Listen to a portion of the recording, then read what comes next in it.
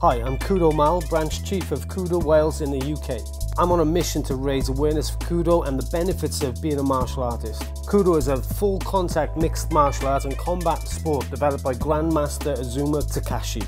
In my opinion, Kudo is the perfect way for martial arts to pressure test the efficiency and their technique as well as their fighting ability, as it's the closest thing you're going to get to a real fight. Today on Fighting Talk we have the legendary Neil Adams MBE. He has achieved many great things.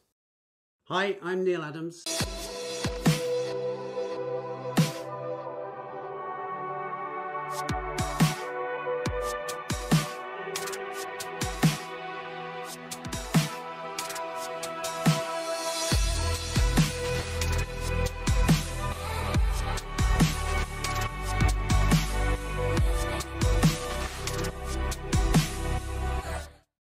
Hi Neil, welcome to Fighting Talk. Neil Adams MBE. Thank you for having me. That's all I can say. Thank you. I feel like a winner getting you on. This is brilliant. So Neil, this is hopefully going to find a lot of people that practice Kudo around the world, but also people that you know, you'll take no introduction whatsoever in the judo world. I know that, and anybody that follows the Olympics. So, but for anybody, and I can't imagine there would be anybody that don't know who you are, can you introduce yourself and just tell us a little bit about what you've achieved? Well, yeah, my name's Neil Adams. I was Britain's first world champion. I mean, we talk about the Olympics now. The two silvers was a disappointment to me. You know, to a lot of people it wouldn't be, but I was favourite for both. One on a split decision and one on a mistake. But we all make mistakes. You know, it's I'm not one of these kind of guys that would have, could have, should have. You know, it wasn't one of those things. So I was European champion 5 times, senior European champion 5 times, and of course British champion I think 20 times all in all with juniors and seniors. And so I've been competing and now coaching pretty well, you know, in judo all my life.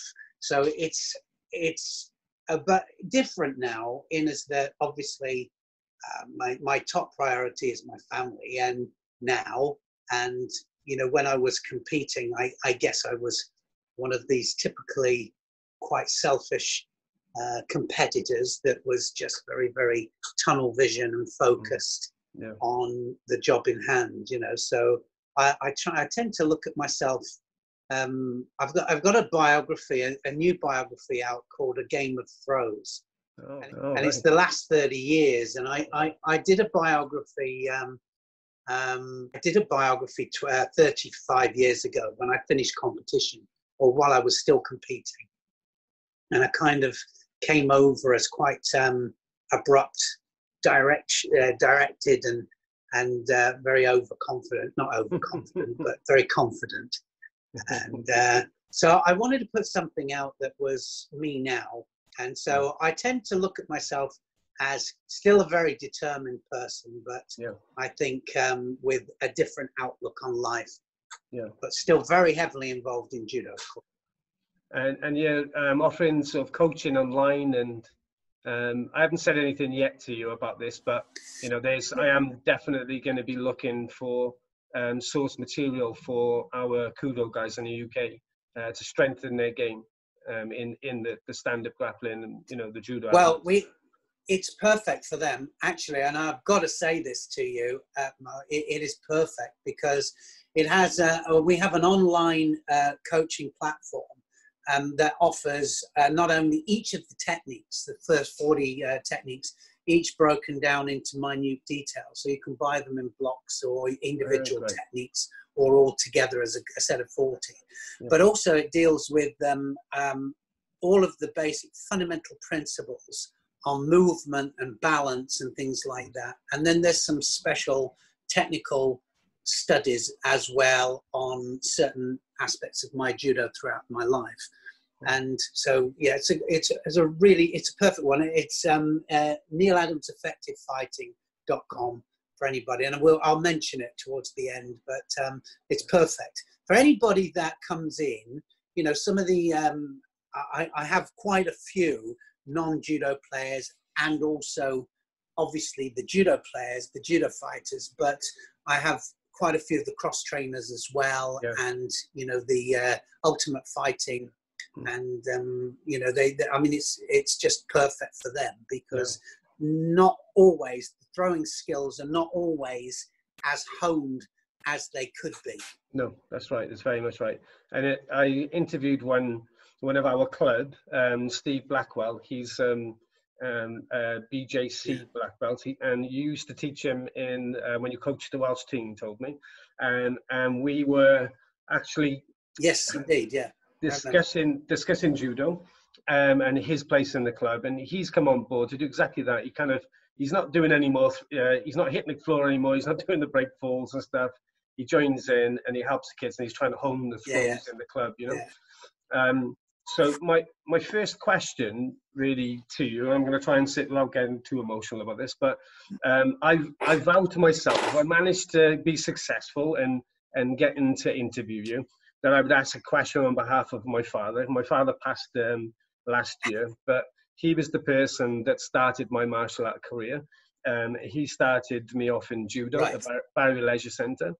And basically we sat down and watched the Olympics in 1984.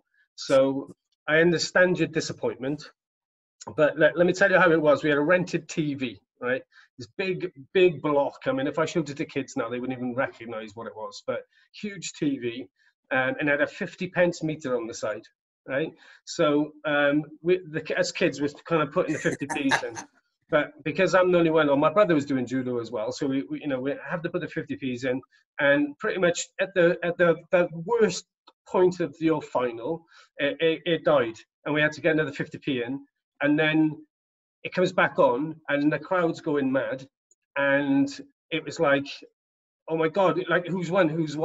And it was like, it was the worst feeling. I think it shook the whole of us, because I don't think people understand how big judo was. But my question is that you were such an influence on my father and everybody around in that era.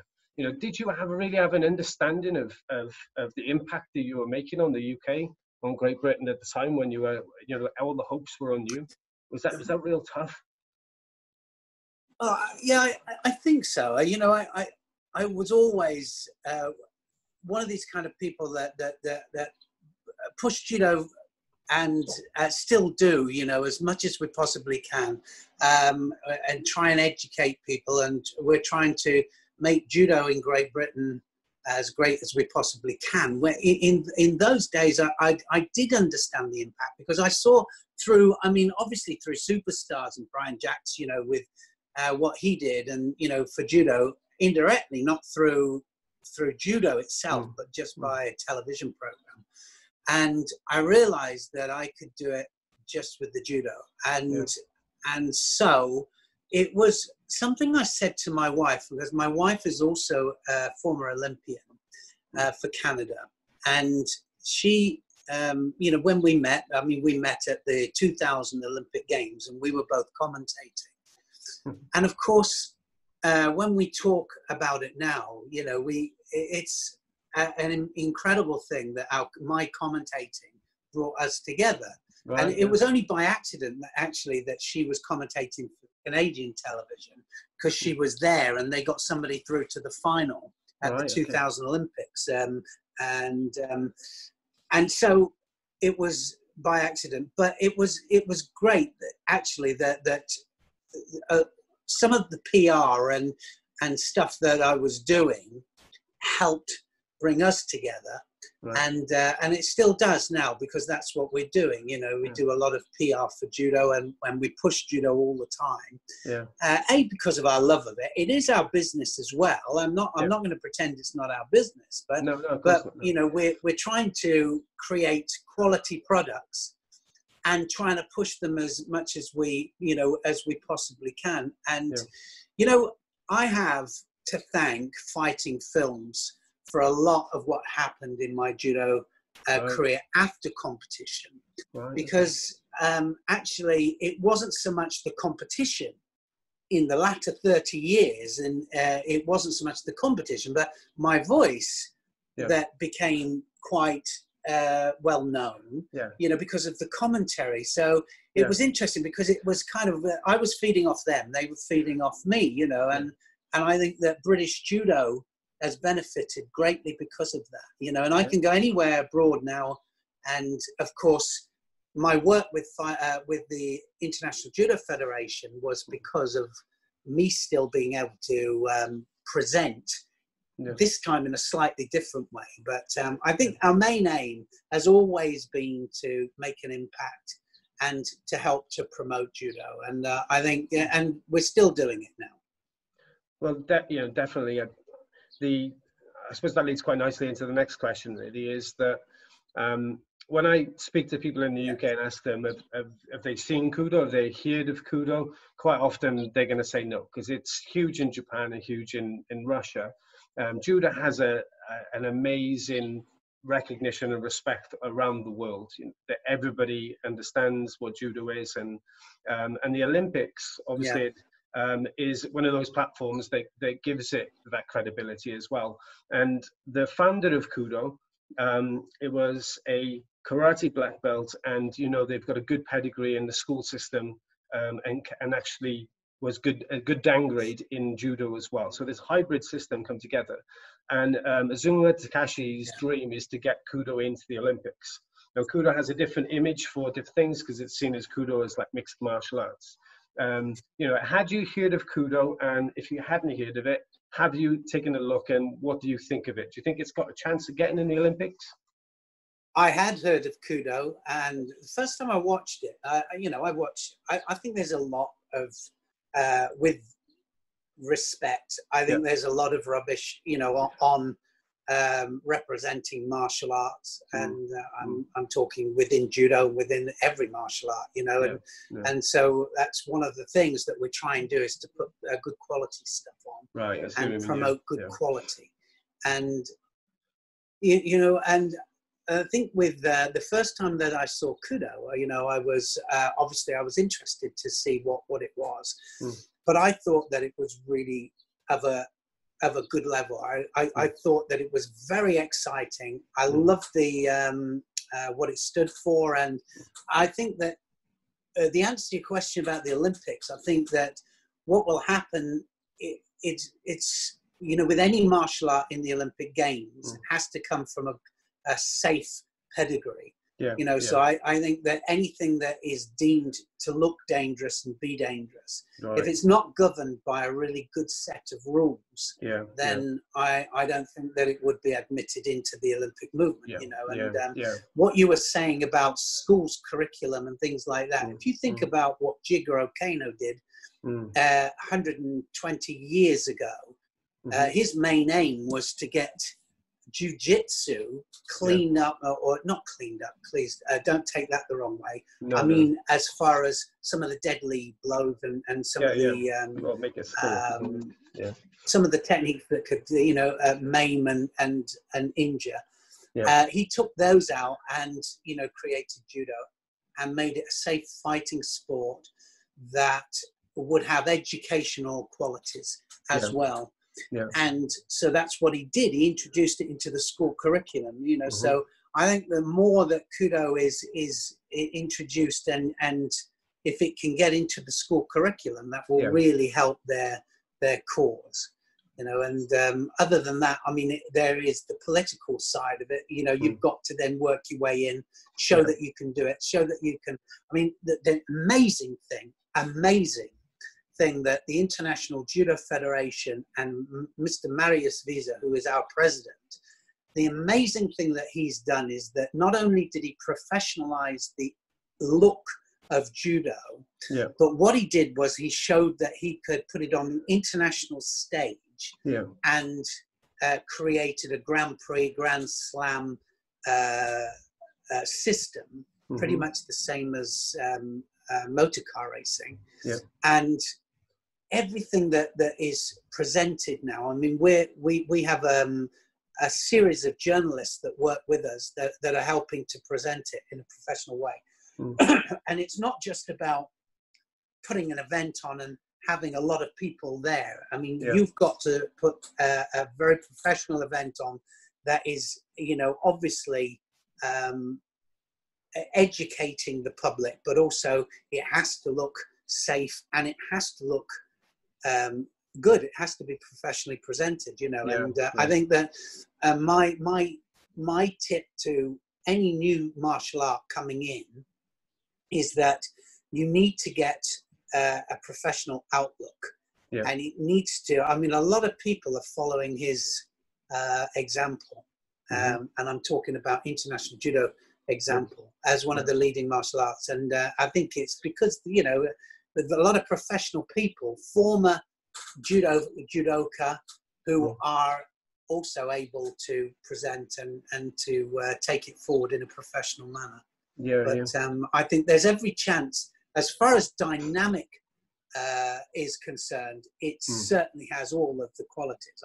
I was so impressed with it. And I'm not just saying that to you. I mean, I would really skirt around the subject or tell them straight. All right. But I was really impressed. And I said to my wife, I said to Nikki, I said, have you ever seen Kudo? She said, no, I've never seen it. And I said, it really impressed you. It's very, very good. Yeah. She said, you don't very often say that. And I said, I don't. You know, it's like some of the, for example, I mean, it's like, for example, some of the MMA, the mixed martial arts, you know, I mean, when it first came in, I loved the idea. I thought the idea was amazing. Yeah. And I thought that this is the way to go. But then it kind of lost its way. You know, if you're not careful, then it's too much like a street fight. And, you know, if you're thinking of getting something like that doesn't look safe into the Olympic Games, then I think you're probably heading for trouble. So I think that you have to think of those things. Yeah, definitely. I mean, the Kudo community is split on this one. You know, 2018, I was lucky enough to have a fighter qualify. So I was out in Japan in 2018 with him. First Welsh fighter, I'll give him a little plug, is AJ Harry. And when we were out there, you can see that there's a definite movement for certain, well, the Olympic movement, if you like, of Kudo, where, you know, the headgear has been refined. The stadium in Nagoya that you know the competition was put on was top class. It was very well organized. You know, it's probably the biggest event I've been to as an individual, and it was even down to brochures, like you say, the educational thing. So I think it's got that, but then you've got the other side of it that people are saying it's just MMA and a gi, and then that's where we have the issue really, is that some people want it to be mixed martial arts, as in UFC type fighting, but wearing a gi. And that's not what it is, because I've been explaining this in some of the things I've done, but Master Zuma said to me that when I said to somebody I was a Kudo black belt, he told me off, because I practiced Daido Juku Kudo, which is basically the art of it, and Kudo is just the sporting element, so the fighting element. And if you don't do the whole thing, it's kind of frowned upon. So I think we're moving in the right way, which is brilliant. And I was talking to Paul Cale. Paul Cale, sorry, go on. I was going to say that it's always governed by rules. You know, the rules can make it or break it. Yeah. So if you've got an open set of rules that don't control the situation, don't control the whole thing, then I think that, you know, it's always rules dictate development without a shadow of a doubt. Yeah, I think that the bit that I explain to people when some people say, "Oh, why do they pretend to punch? You know, when the person's down, why are they pretending to punch?" Well, I mean, a part of the rule set is that once your opponent is downed, then you're not allowed to hit with any force. You have to show dominance. You have to show control. So you have to knee on belly, maybe that sort of thing, just to show that you could carry on fighting, and then the scores go up from that. And you can't ground and pound, and that's another thing that MMA is known for. But you can hit when you're as hard as you like from your back you know, you can headbutt in Kudo, but there's certain parts where you can't do certain things. So there are more rules, and that's what I said. I don't want to upset too many of the guys out there, but you know, it's between the two people. But I think the Olympic movement for me is very important, especially for the kids coming through, because I'm having years slapped on me, so my day's gone. But I'm trying to fight the avenue really for everybody coming through. So moving on to Paul Cale. Sure. Paul Cale in Australia. He is very respected martial artist. Been in the force. He's got a whole array of different black belts, and he'll tell you the story about how he cross-trained and things to get them. Very humble guy. And I asked him, you know, who does he respect? And he named you in his interview. You know, and I would have thought that was great, because when you come UK pioneers. So I sent him a message and asked Paul if he would send me a question to ask you, because I think it's only fair really to do that. And I know that Paul has got a very good background, so he would throw a great question at me. So Paul says, sport is an excellent way of developing instinctive skill sets and abilities for an individual, or promoting an art. So, for example, the Olympics.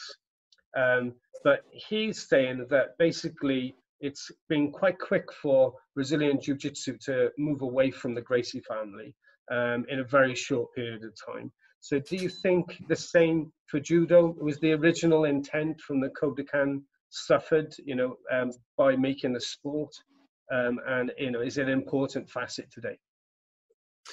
Yeah, I don't think so. I think that what happens, we've got sports side of it, but we've also got the traditional side, and when we grade, we have to undertake the traditional side of the, you know, with the katas and things like that. But you have a look at how I was talking to you earlier about how we have within the website, for example, we have the first 40 of the Gokyo, the first 40 throws of the Gokyo, all broken down into minute detail. When we look at any of the technique demonstrated either in competition or in the dojo, in practice, they're executed in the same way, you know. So obviously different when you're executing it in full combat.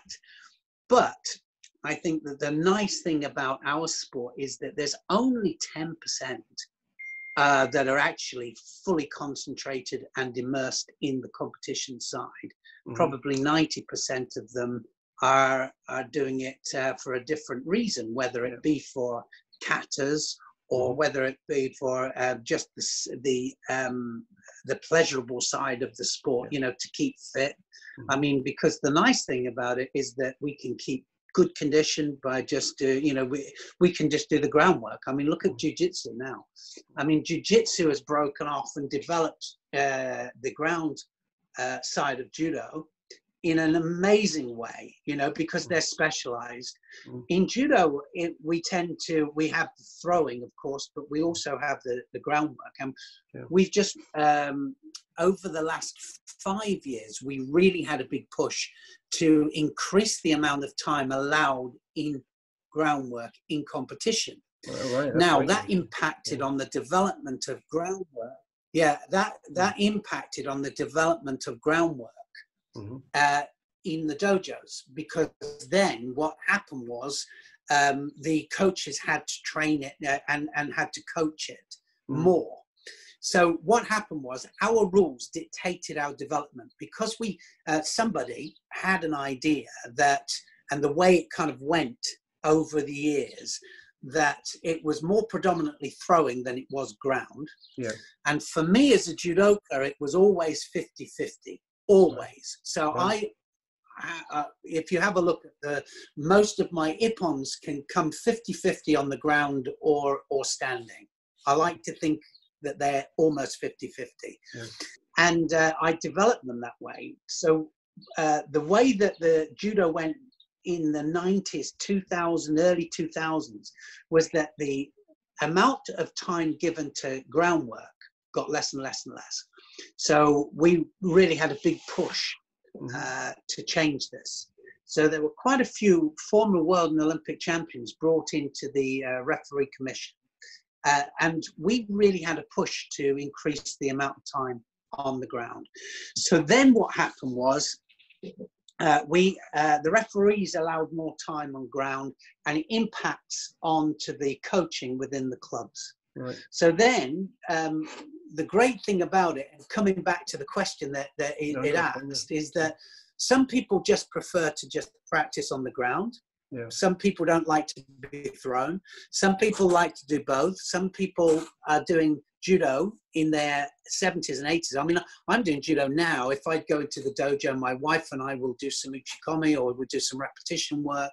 And sometimes I'll go in there with one of the up-to-date champions, and we'll just go through some certain techniques and stuff like that. You know, so I'm doing it not for the fighting part now so much, although I still like to have a little bit of a rumble if the odd time, but it's not predominantly what I do judo for. I do it for a different reason now than 35 years ago, when I was, you know, 100% in there.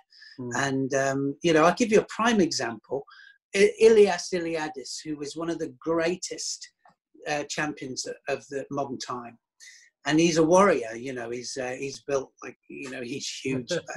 I mean, a huge thrower, Georgian, former Georgian, represented Greece, Olympic champion at 18 years of age. He's a monster, you know, and a very good friend of mine. And he always wants to grab me and to train with me. He always wants to, you know, and I say, Ilias, I am 61 years of age now, not 35 like you know, but you know, different. It's a different mindset. It's a totally different mindset, and we do it for different reasons, and I think that is the beauty of our sport. You know, probably only 10% competition minded, and the other 90% doing it for different reasons. Well, I find with Kudo is, you know, you said about it's important to have the right professional standards and marketing and so on, is that majority of people that come into the club, you know, they're automatically prepared for the end result, you know, like they've seen the competitions and they're thinking that's what it's going to be like inside the dojo. So, you know, it's kind of, it's the top level. So I'm aiming really to recruit from any dojo, really, any martial art dojo that's willing to put fighters out there on that platform that are interested in doing it. I mean, I've got a long way to go with this in the UK, and I'm just there to try to build networks at the moment. But one of the things that I am talking to the Hombu, you know, in Japan about is the syllabus. Because one of the things that I've seen in some of your recent stuff you've been putting out is about longevity. And it's about, you know, like the syllabus stuff. So you're getting quality workout. And I think Kudo has a very similar issue, really, because when you're in a contact sport, you know, or a combat sport, in whatever way you want to put it, you know, it'll come an age where you collect disabilities, as my friend calls it, or small disabilities, you know, injuries that hang around. Yeah. And because I suppose I started karate, I can still practice kata and solo practice. You know, I've got those things for myself to keep myself fit. But it's actually you know, going to a dojo and training with people that I like. I don't really like being isolated. I don't like the solo practice. A black belt in Kudo could only get that if he could really fight, or she could really fight, because your belt is measured in the same way like in judo, where you have to put the time in on the mat. You know, you have to put the time in. Is that I was going to say that I mean, well, for me, you know, the grading system, when it comes to high grades, I think one of the problems is that I know what you're saying. I mean, not everybody can fight, and a lot of the people that want to be graded up to high grades are saying, you know, that we want to do our technical, we have a knowledge of the sport, and we should be able to get a high level, you know, through our knowledge, which is fair enough. And I can agree with that to a degree, but I think that when it comes to the very high grades, I think that it's like anything. If you took a degree course at any university, if you can't do 2 of the modules, then you can only be graded up to a certain level. That's right, yeah. If you can't do the modules, you can't do it. Yeah. For me, the highest should be technically very sound, physically, to reach the absolute highest levels. I think that there should have been at some stage the physical side of it as well, competition record. I think that to get the highest grade should have everything included. Knowledge of the sport, development, contribution, ability to coach, ability to demonstrate. And I think that it should have all of those. If it hadn't got all of them, then you can only go up to a certain grade.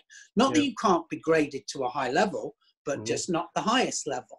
I think otherwise that makes a bit of a mockery of us being a combat sport. Exactly. If you could get all the way to the very highest level without ever being in combat, makes a bit of a mockery out of a combat sport. So I think that, you know, we should have technical analysis, yes, and to be able to be assessed on our technical knowledge, yes. But I think also that, on the other side of that, just because you're a good fighter, without doing the, obviously doing your katas and without doing your, having a knowledge of the sport, then you also should only be able to be put up to a certain grade. So I think that it works both ways. Yeah. What advice would you give now to regarding injuries? Like Judo Steve, for instance, is nursing a few, and they tend to be between us, knees, hips, mainly knees and hips. So how do you, how would you advise people? Because people are desperate to stay involved in martial art, but they feel like almost like, the next wave of students coming in is almost pushing them out the door. So what advice would you give to someone? Because I mean, you're in bloody good shape, aren't you? You're still sticking at it. So you must be doing something right.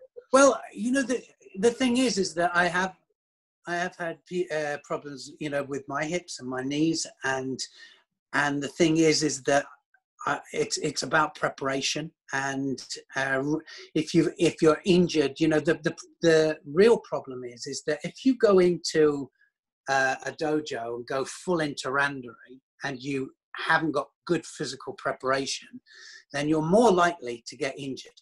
Right. Simply, I mean, especially in a sport like judo or kudo, or you're going to get injured. You will.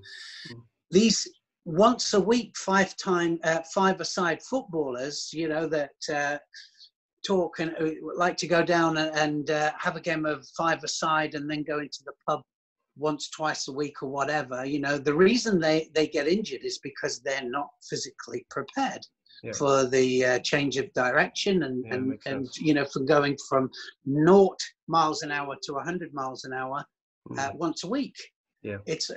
So a lot of it is about preparation. If you need to build in slowly, if you can only do the newaza, then do the newaza. The jiu-jitsu side of it is perfect, and if you can only do the standing, some people can only do the standing, and if you can only do the uchikomi and the repetition work and the technical side, then that's fine.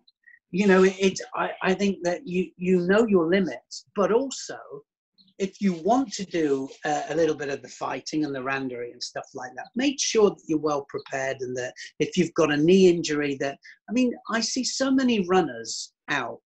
Runners and cyclists, they're a special breed. And I hope they don't take offense to me saying this, if they're out there listening, if there are any out there listening to this. But, so many of them, with bandages around their knees, and they're running on injuries or cycling on injuries and stuff like that. And we do it all the time. Judo people are the worst ones for it.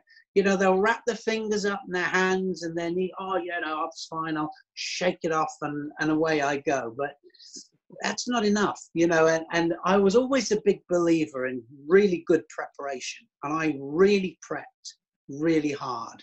And if I wasn't in condition, I never did it. I didn't do it, and I didn't chance it. That's great advice. So I just wanted to thank you, really. You know, I've asked you questions in lots of different areas, and you know, the Olympic thing, you know, whether that comes off or not, I really hope it does in my lifetime anyway. And you know, that was great advice, and I'm pretty sure I'll send this link through to headquarters. It'll have to be translated before they can. If they can understand they'll be understand you because you're English, you can speak the language properly. I don't know about me, they'll have to translate that. But yeah, we can understand you, mate. Absolutely. And you know, and we're a very small operation, you know, down in Barry. I call it Barry Bados. You know, welcome to paradise. But when you're around in this area, we definitely keep in contact. I know there's a lot of like-minded martial arts in this area. And you know, I'm from Steve as well. He's not behind me. He's at home. He lives that way.